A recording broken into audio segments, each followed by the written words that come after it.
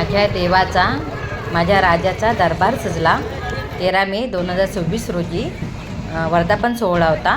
तर गेल्या वर्षी याच वेळेला उद्घाटन सोहळा झाला, तर यावर्षी वर्धापन सोहळा होता. मंदिरच्या परिसरात खेळणी, पाळणे वगैरे सर्व काही होते लहान मुलांसाठी. आता हे मी इथे मंदिरात द्वारात निघाले, तर इथे अशी फणसाच्या झाडाची, काजूच्या झाडाची सर्व माहिती दिलेली आहे. हे मंदिराचा परिसर आहे, एकदम मस्तपैकी सजलेला आहे. आणि माझं मंदिर राजाचा दरबार. आता इथे दरबाराच्या आतमध्ये मी प्रवेश करते. प्रवेशद्वारासमोर कासवाचं दर्शन घेऊन आतमध्ये प्रवेश केला, तर सगळीकडे देवाच्या नामाचा जयघोष चाललेला होता. पहाटे 8 वाजल्यापासून सर्व कार्यक्रम सुरू झाले. प्रथम श्रींचा अभिषेक केली, पुण्यवाचन झालं, स्थापना झाली आणि ती देवाची स्थापना करून हवन करण्यात आला. महाआरती झाली. हरिपाठ आता चालू आहे. चिंचगड प्रभुवाडीचंच हरिपाठ आहे. त्याच्यानंतर संध्याकाळी पालखी नृत्य आहे. आता हे मी देवाचं दर्शन घेते. बघा केवढी मोठी रांग आहे.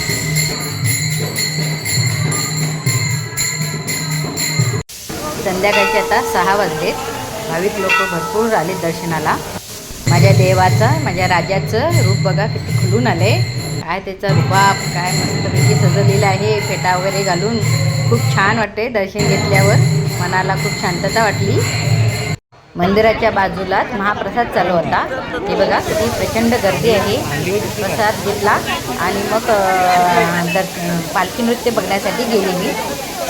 लहान मुलांचा उत्साह पण बघा किती दालगा. पालखी नाचवत आहे.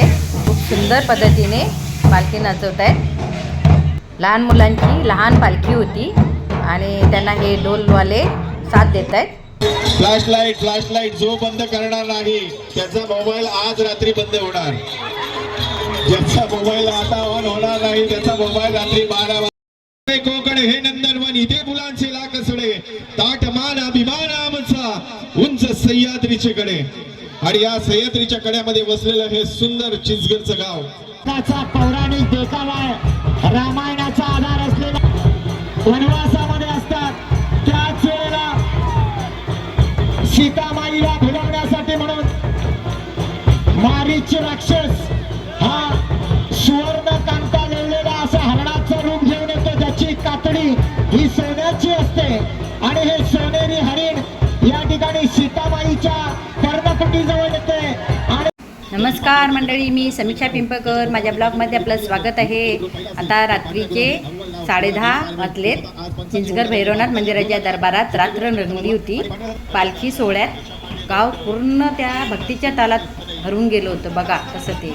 आणि कलावंत आपल्या कलेतून परंपरेचा जिवंत इतिहास उभा करत होता. कोण याचा सीतामाईचा देखावा दाखवत होते, हरिण पळत असतानाचा. भव्य जिल्हास्तरीय पालखी नृत्य स्पर्धा आयोजित केलेल्या होत्या. एकूण 9 पालखी नृत्य पथक होते. 1 लाखाचं बक्षीस होतं. जो जिंकेल त्याला प्रथम पारितोषिक 1 लाखाचं ठेवलेलं होतं. पालखी नृत्याचे वेगवेगळे प्रकार दाखवले गेले. बैलगाडीचा प्रकार होता. परातीवर उभे राहून पालखी नाचवणे एवढं सोपं नाही. अप्रतिम असे पालखीचं नृत्य बघायला मिळाले. वेगवेगळे मनोरमे बघण्यासारखे होते.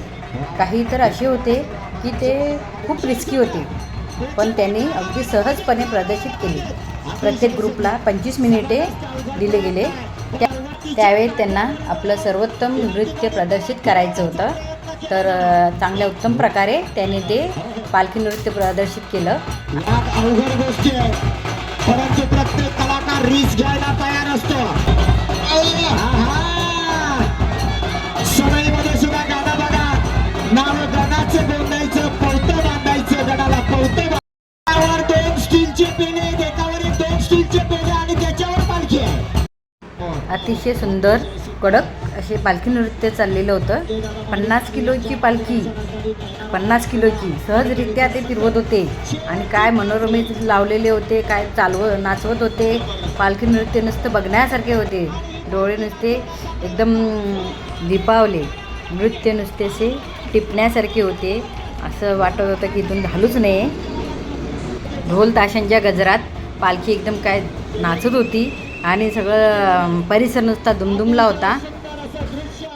वेगवेगळ्या पद्धतीचं पालखी नृत्य मी हे पहिल्यांदाच बघितलं. गेल्या वर्षी पण ठरलेलं होतं उद्घाटन सोहळ्याच्या वेळेला, पण पाऊस खूप पडल्यामुळे रद्द झालं. आणि पण ह्या वर्षी वर्धापन सोहळ्याच्या दिवशी आता पालखी नृत्य आम्हाला बघायला मिळालं.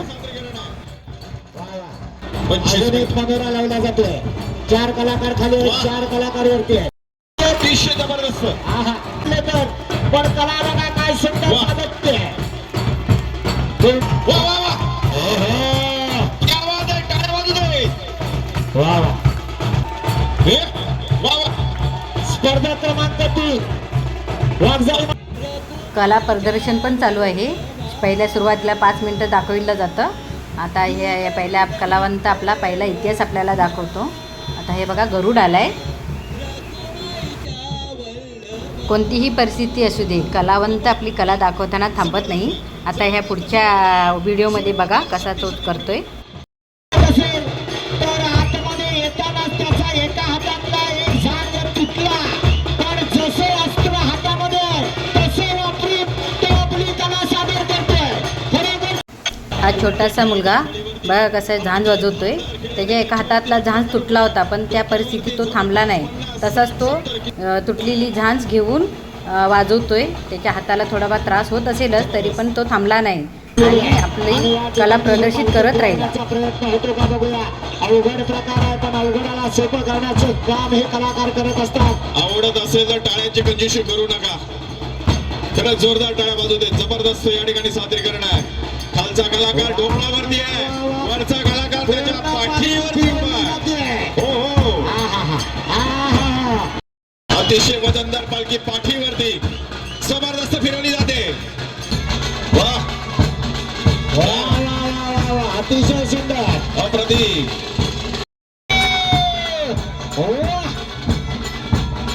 आता मात्र पांढऱ्याची आठवण झाली. आता अतिशय अवघड कला प्रकार आहे.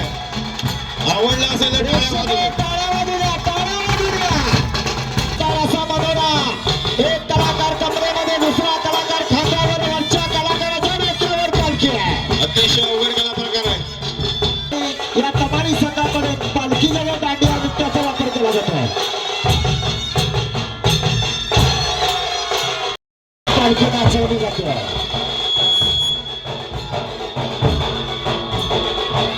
अरे बापरे, अतिशय अवघड कला प्रकार. जबरदस्त जबरदस्त सादरीकरण. पालखी नृत्य सादरीकरण कसं वाटलं कमेंटमध्ये सांगा. आणि भैरवनाथाच्या नावाने चांग बोल असं कमेंट करा.